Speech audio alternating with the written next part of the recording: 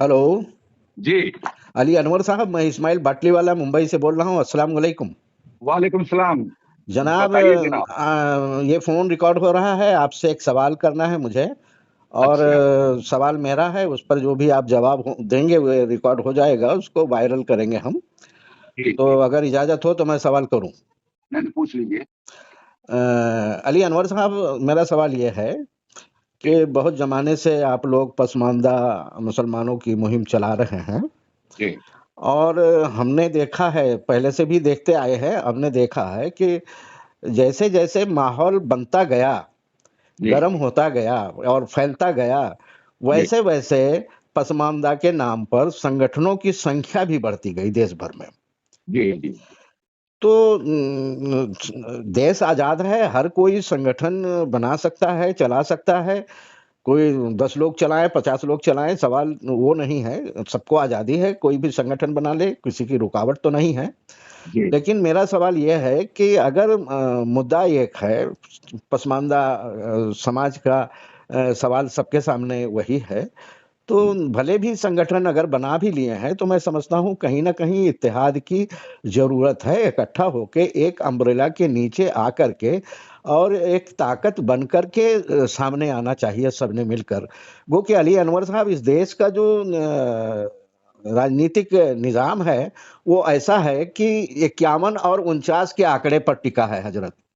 जी जैसे कि एक गाँव में अली अनवर साहब रहते हों और इस्माइल बाटलीवाला भी रहते हों, और वहाँ जी की आबादी 100 वोटरों की हो, जी और वो 100 वोटर को वोट देने जाएँ, जिसमें से जितने बैरिस्टर, वकील, scientist, professor, teacher, doctor, engineer वग़ैरह जो क्रीम तबका है, वो भी वोट करे अली अनवर साहब को, लेकिन उसका वोट अगर 49 है, हम्म। और उसी में गाँव में जितने लूले, लंगड़े, अंधे, बहरे, गूंगे, अनपढ़, गँवार सारे लोग जो हैं, वो उनकी तादाद वो वोट करें 51, जो इस्माइल बाटलीवाला को 51 वोट करें।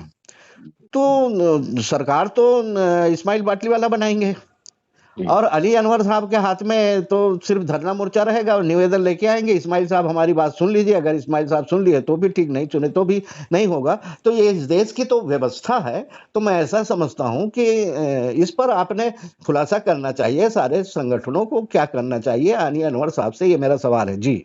जी। बहुत शुक्रिया इस्माइल साहब। जी अ, आपने अच्छा सवाल किया, लेकिन दिक्कत यह है कि हमारे पास कुल 15 मिनट अभी है, जी जिसमें हम आपसे बात कर सकते हैं। जी जी तो जी। मुख्तसर में ही बात करेंगे। हाँ हाँ, ठीक है। तफसीली गुफ्तगू, इतने तरह के सवाल, आपने एक सवाल में इतने तरह के सवाल हैं कि उसमें लंबे समय की जरूरत है, लेकिन हम कोशिश करते हैं कि 15 मिनट में खत्म कर दें। जी जी जी क्योंकि हम जल्दी सोते हैं, कुछ दवा ववा भी लेनी है, आंखों में भी दवा जी डालनी है। जी जी तो ऐसा है इस्माइल साहब, देखिए, जी पहली बात यह है कि अ, एक तो होती है कि बहुत लोगों की का ईगो भी होता है, जिसको हिंदी में कहते हैं महत्वाकांक्षा। अच्छा। अ, ये भी होती है। जी बहुत कम लोग होते हैं जो मिशनरी जील के होते हैं। जी अच्छे, और मिशनरी जील के होते हुए भी ईगो हो जाता है। जी जी जी ये भी है।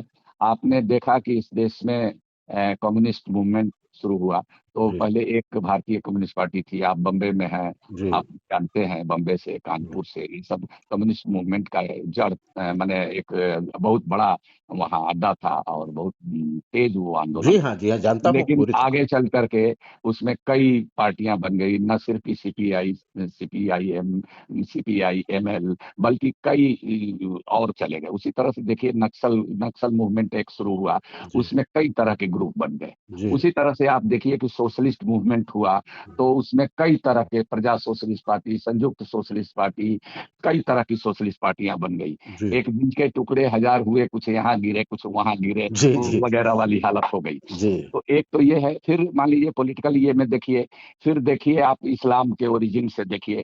तो जब नबूवत की का ऐलान हुआ प्रोफेट मोहम्मद के लिए, तो उनके जमाने में भी कई लोगों ने अपने खुद को नबी भी घोषित कर दिया। जी तो ये भी होते रहा है। जी और फिर शुरू में तो एक ही इस्लाम था। कई कोई देवबंदी हो गया, कोई बरेलवी हो गया, कोई अहले हदीस हो गया, जी और कोई कादियानी हो गया, कोई कुछ हो गया, कोई कुछ हो गया।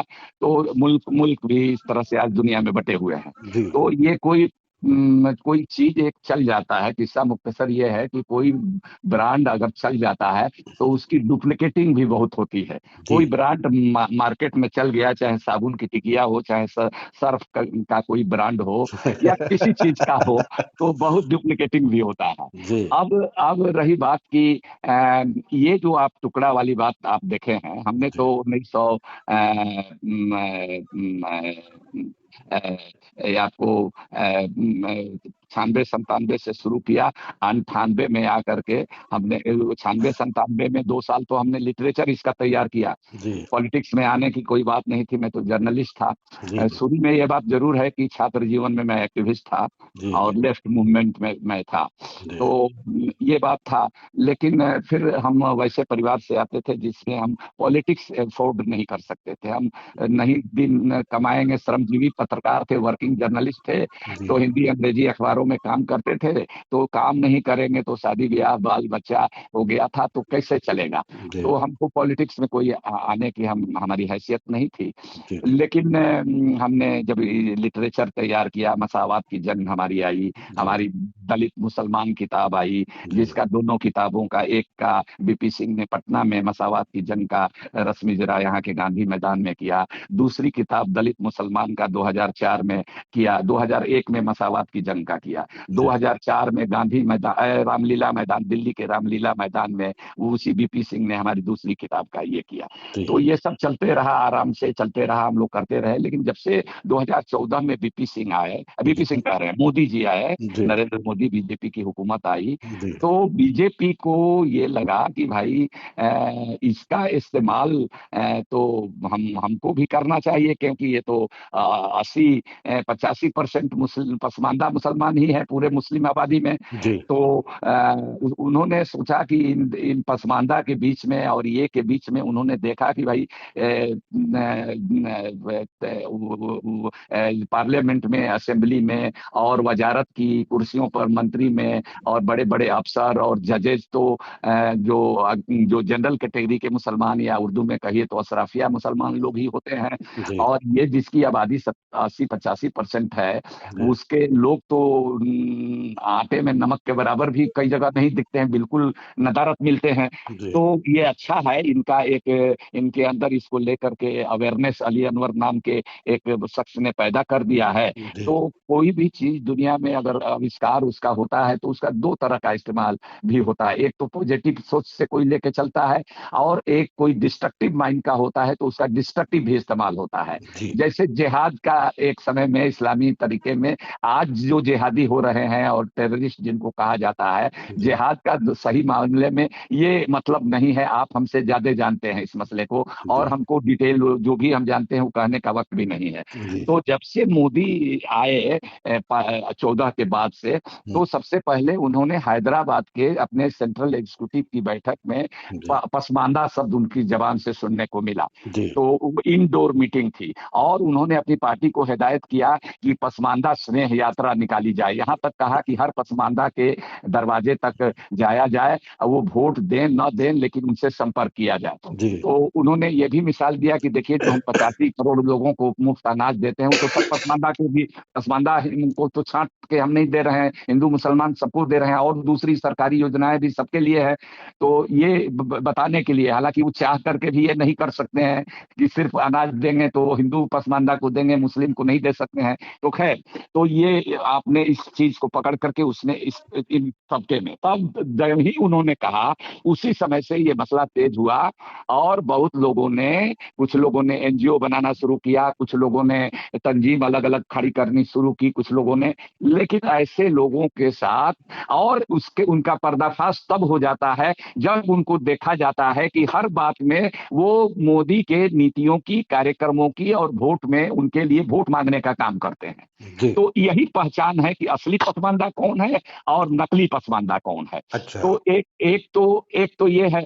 फिर दूसरा बार दिल्ली में उन्होंने 4 साल पहले हैदराबाद की मीटिंग में किया था, जी। और दिल्ली में उन्होंने किया उसके अगले साल सीसी की बैठक हुई, उसमें भी पसमानदा की बात करी, और और फिर भोपाल, जाकर और के याद करा दूं, भोपाल की जाहिर सभा में। हाँ आ रहे हैं, उसके हम्म। बाद भोपाल में आते हैं। जी। भोपाल की मीटिंग 19 के पार्लियामेंट इलेक्शन से पहले हुई, जी। और उसमें यहां तक उन्होंने कहा बिरादरियों का, पसमानदा बिरादरियों का, कि इसमें हलालखोर भी हैं, भटियारा भी हैं, जुलाहे भी हैं, ढूंढे भी हैं, कबाड़ी भी हैं, मोची भी हैं, नालबंद भी हैं, वगैरह वगैरह इन्होंने गिनाया। ऐसा जी। हमको लगा कि हमारी मसावत की जंग का कोई तो टेली प्रिंटर प्रॉम्प्टर पर बोलते हैं लिख कर दे दिया है, उसी सीक्वेंस में वो जातियों का गिना रहे थे। जी। यही नहीं, उन्होंने और इसके साथ ये जोड़ा कि मुसलमान के ऊंचे तबके के लोग जो आगे बढ़े हुए हैं, इनका इनका इस्तेसाल करते हैं, इनका शोषण करते हैं, इनको नीचा समझते हैं, इनको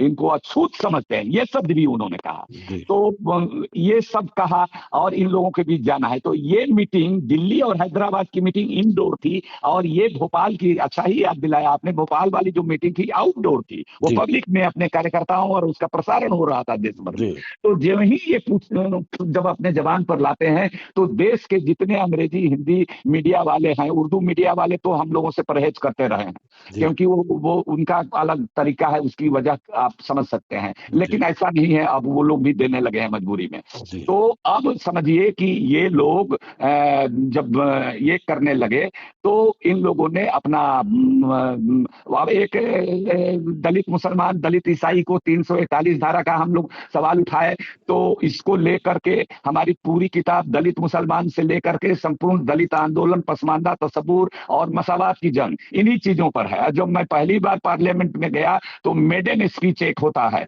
सबसे लंबा स्पीच होता है, हर मेंबर को मिलता है, पहला उसमें टोका टोकी भी नहीं होता है। तो 23, 24, 25 मिनट का हमारा भाषण इसी एक मुद्दे पर हुआ।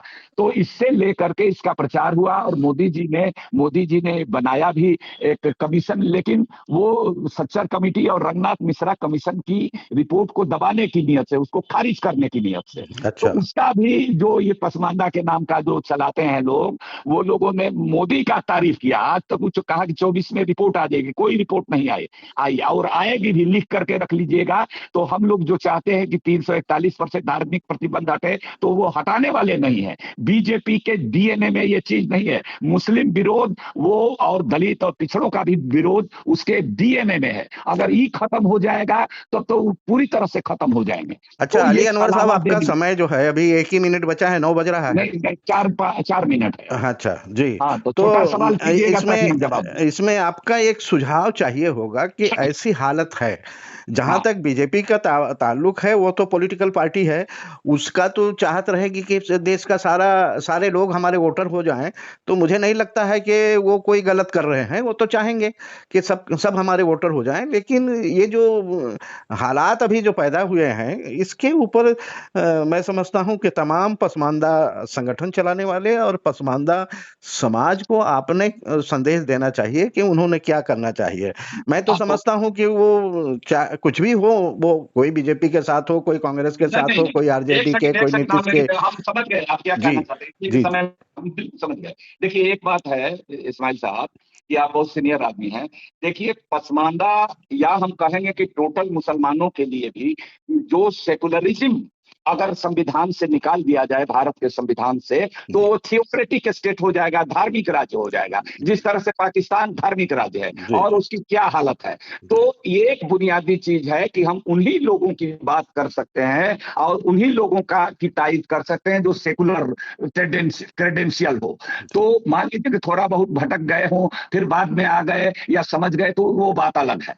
तो हम लोग एक चीज, पसमानदा का 2-3 हम लोग बुनियादी चीज तय किए, कि हम लोग सांप्रदायिक तत्वों से, जो चाहे मुसलमान सांप्रदायिकता करे, चाहे हिंदू सांप्रदायिकता करे, जी। हम लोग इससे अलग रहेंगे। इससे अलग रहेंगे, ऐसे लोगों के साथ हम लोग अपना तालमेल हमारा नहीं हो सकता है। जी। बाकी बात रही दूसरे लोगों से, तो दूसरे लोगों से हम बताते हैं, जैसे हमारा मूवमेंट 98 में हमने ये तंजीम बनाई। 2004 में यूपीए 1 की सरकार बनी थी, पहले उसने पहले रंगनाथ मिश्रा कमीशन बनाया, उसके बाद सच्चर कमेटी बनाया। जी हम जो मांग कर रहे थे, दोनों कमीशन और कमेटी ने हमारी मांग को इंडोर्स किया। उस पर कुछ काम भी शुरू हुआ था, लेकिन तब तक वो मोदी जी आ गए। तो जी मोदी जी कहाँ, वो तो हमने मोदी जी को एक लंबा चिट्ठी लिखा कि अगर मुसलमानों को आप दिल जीतना चाहते हैं तो पहले मॉब लिंचिंग बंद कीजिए, पहले गो रक्षा के नाम पर मुसलमानों को जो मार रहे हैं, जी। हेलो।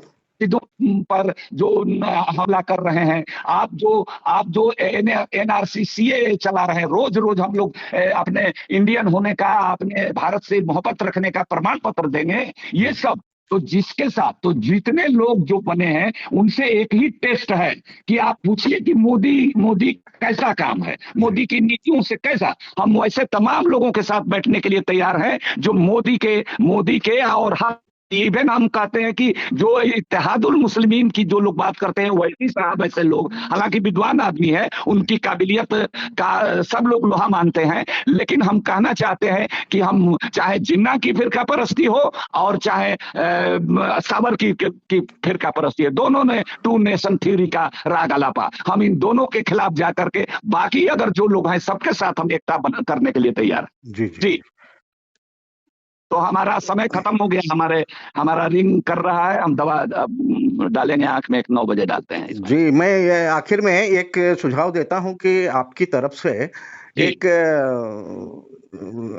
आना चाहिए कि लोगों ने एक साथ बैठे तो सही, इकट्ठा तो हों, अपनी अपनी बात जो एक दूसरे के साथ रखें, और जब तक एक ताकत बन के नहीं उभर के आते हैं तब चुनाव है, हम लोगों के सामने ये है कि बिहार उत्तर प्रदेश योगी का राज्य जैसा नहीं बन जाए। बीजेपी यहाँ कोशिश में है कि नीतीश को भी खत्म, हालांकि नीतीश उनके अलायंस में है, नीतीश को भी खत्म करके वो पूरा फुल फ्लेजेड पावर में आ जाए। तो अभी एक सूत्री मांग है कि बीजेपी को हम नहीं आने देना चाहते हैं, दिन रात हम इस काम में लगे हैं। इसके अलावा अगर कोई मीटिंग आप बुलाए नजदीक पास में, आप बुलाइए, आप सीनियर आदमी है, बुलाइए, कौन लोग आते हैं, लेकिन की शर्त रहेगी कि वो बीजेपी की तायद नहीं करते हो। पहले मान लीजिए किया, लेकिन खुल करके उनको बीजेपी के और मुस्लिम में भी जो फिरका परस्त ताकते हैं उनकी मुखालफत करें। जो लोग टेररिज्म को माने जिहाद का नाम देते हैं, ऐसे लोगों के साथ हम नहीं बैठते। जी जी जी, धन्यवाद, शुक्रिया अली अनवर साहब।